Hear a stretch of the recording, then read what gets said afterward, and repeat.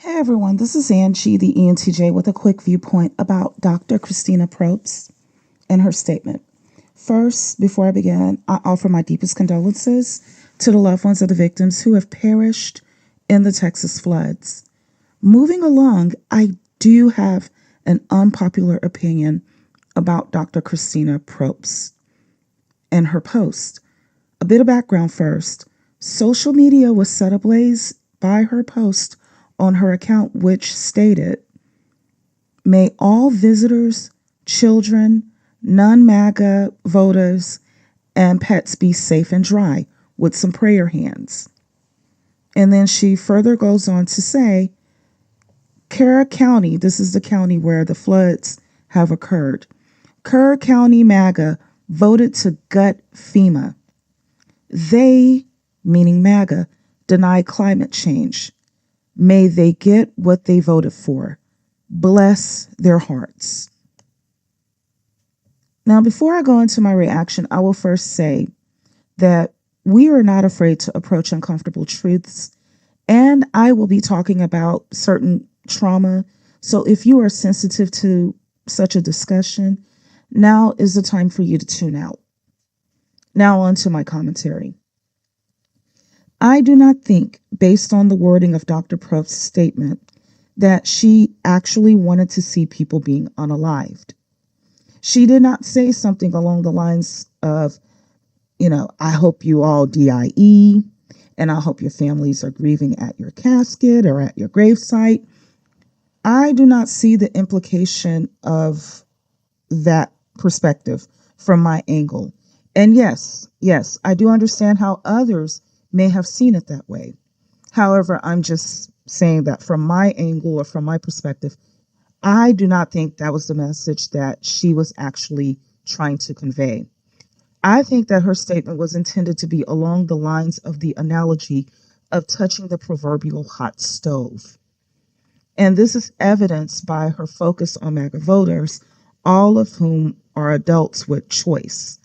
Dr. Probst excluded visitors, she excluded children, she excluded non-MAGA voters and pets from experiencing the consequences of a MAGA vote. I think her statement is more or less saying, hey, MAGA, we told you not to touch the stove because it was hot.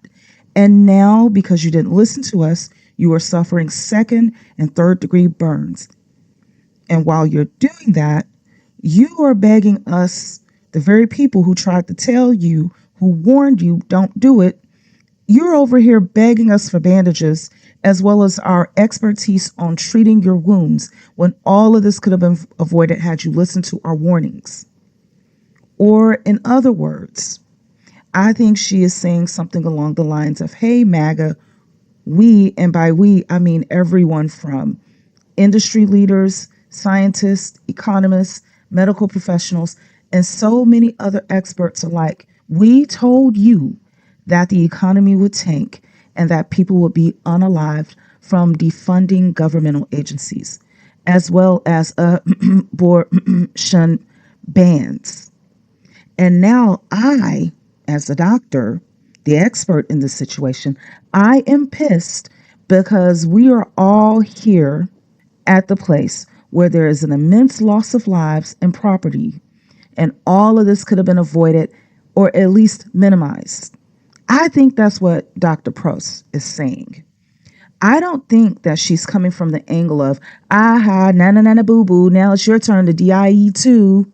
No, I think that her statement was more or less, we told you so, and now you are feeling the very pain that you have caused to be inflicted many times more onto others in the same raw fashion that you're feeling right now. And it all could have been prevented had you simply listened to us. Okay? Now let's go a little bit further on the path of inconvenient truth. Dr. Probst, like other healthcare professionals, she is someone who is facing secondary traumatic stress on a regular basis. For those who don't know, secondary trauma, which is also known as compassion fatigue, is the indirect stress of witnessing another person's trauma. Houston is the ground zero for the sex trafficking crisis. I am pretty sure she has had to treat girls who have been purchased and used by adult males, and she is haunted by its aftermath. Anything from seeing the scars and the tattoos and other forms of related trauma due to abuse to children.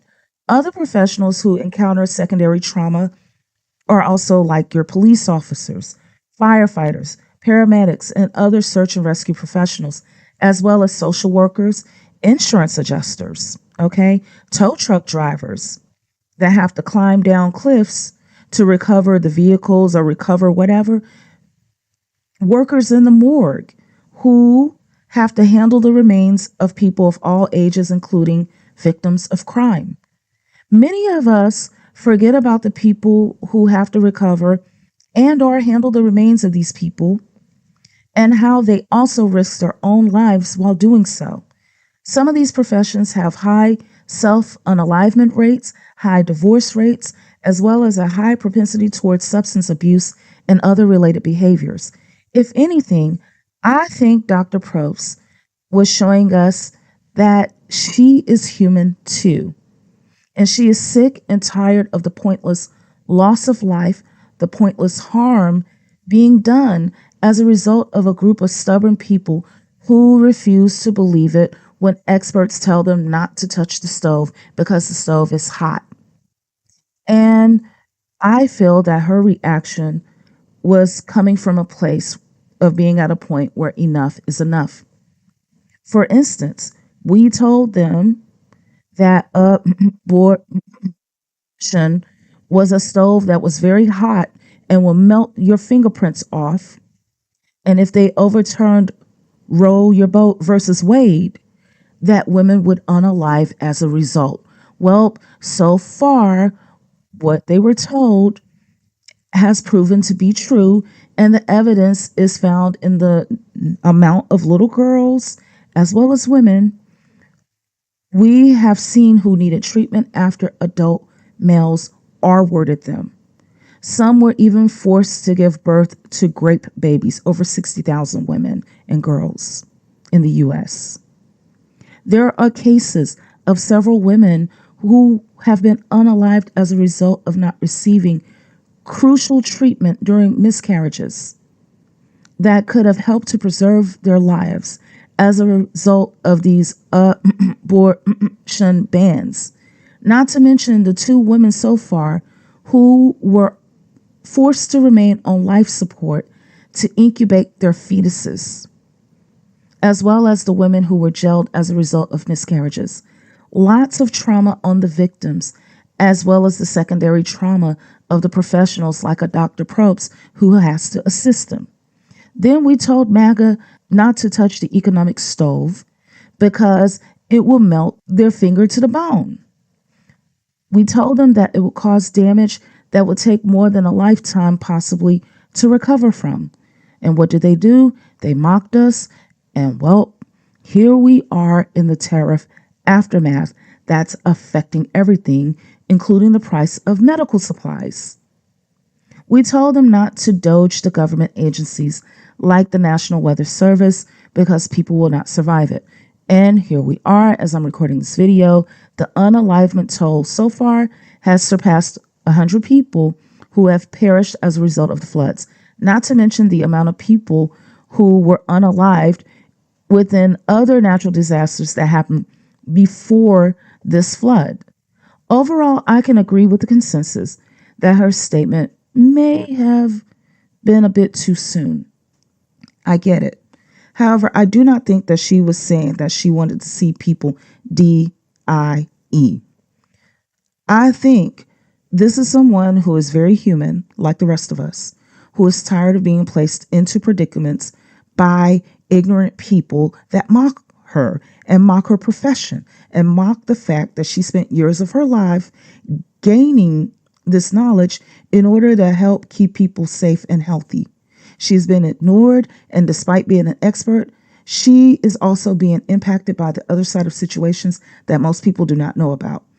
I would like to think that if I were the first person to react to her statement, I would have posed a question, something along the lines of, I would have said something like, hey, Dr. Probst, some people may read this and interpret it as you wanting to see people being unalived. Is that true?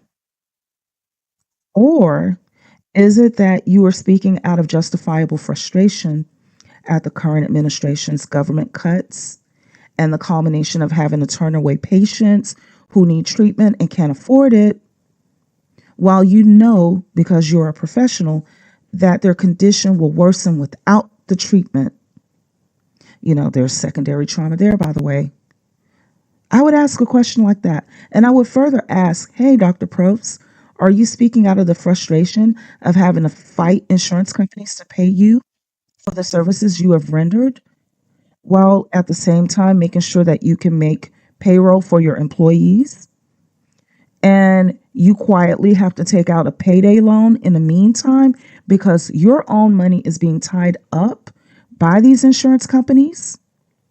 Meanwhile, the very people who have the power to change things for the better, the voters, will not listen to you, but then turn around and expect you to dispense your level of expertise when their stubbornness worsens the impact of a disaster. Is that why you put that statement up? See, if I had the opportunity, I would have approached her like that, and not the, oh no, she is saying that she wants people to DIE. I think it's just more complex than that. I think she is saying more or less she is exhausted at being in the equivalent of an inconvenient marriage with a group of people who choose to be ignorant on purpose. They make it a point to be ignorant. And she's tired of enduring the consequences as a result of their willful stubbornness, especially when she too is a participant in this community. She is paying taxes, and chances are high she's paying a higher dollar amount from her salary in taxes than the average red hat MAGA is paying in their taxes. At some point, people get tired of firefighting against the flames of ignorance. Or, in other words, they get tired of their good efforts being wasted by people with a propensity towards being abusive and who will go so far as to weaponize their votes against them. But those same said people then want to turn around and get help when the consequences of their own actions strike them. Listen, enough is enough. I think that if she could do it over, I like to think that Dr. Probst may have posed a question like, you know, hey, MAGA, how many more people will have to perish needlessly before you vote in a way that ensures that we'll all be okay? How many more times does this have to happen before you understand that the stove is hot? Because not only are you burning your hand, but in the process of you learning that the stove is hot, people are losing their lives. So how many more times does this have to happen before you accept that the stove is hot? I think that if she could redo it all over again, she may have posed it like that. But anyway, you all tell me what you think. That's all I have to say for now. Please be sure to like, comment, and subscribe. Take care.